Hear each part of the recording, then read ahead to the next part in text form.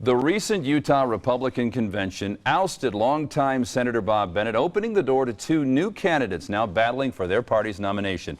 Tim Bridgewater and Mike Lee, both candidates running heated campaigns. In Utah, the U.S. Senate races between a businessman and a D.C.-based lawyer. For too long, Washington has been run by lawyers and political insiders. Let's take back our country and stop the insanity. Lee is a conservative constitutional law expert who opposes wasteful earmark spending and will fight to repeal Obama health care. Bridgewater supported huge Washington spending increases, made money from earmarks and the Obama stimulus bill. We've just seen excerpts of both candidates' ads that could be characterized as attack ads against each other. Welcome to both of you. Mr. Lee, we'll begin with you. A Washington insider who is at least partially responsible for the insanity in Washington. Respond.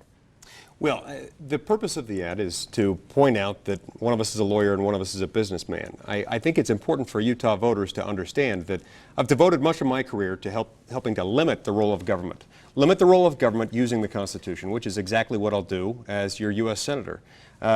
Find those parts of the Constitution that limit the government's power and apply that so as to reduce the size, scope, reach, and cost of the federal government. Mr. Bridgewater, a businessman who's profited from the Obama stimulus package. Respond to that. It's false and misleading. I've never received money directly from stimulus. I've never received earmarks. I think it was an inappropriate ad, and it's unfortunate. This is a lot of negativity down to the wire, but we're working hard to try and win this race, and I feel like we've got a strong message of fiscal responsibility, and the voters are responding to that. We're leading in the polls.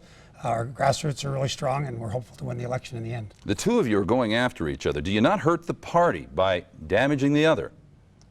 Well, I think that politics is rough and tumble sports sometimes. I think you can draw distinctions. For example, my opponent sued the state of Utah to try and force Utah to take foreign nuclear waste. I think that's an issue of distinction because I believe in states' rights, and I think the state ought to decide that issue, not the courts or the federal government. And I think that is a difference on an issue. Whereas if you say something that's false or misleading, I think that's a stronger sense of negative campaigning. Mr. Lee, do you not harm the party by attacking a Republican opponent in a primary race? When you point out differences in backgrounds, differences that reflect one's worldview on the proper role of government, like the fact that my opponent has devoted much of his career to securing federal funding for private business interests, that's appropriate. That's something the voters have the right to know and to understand.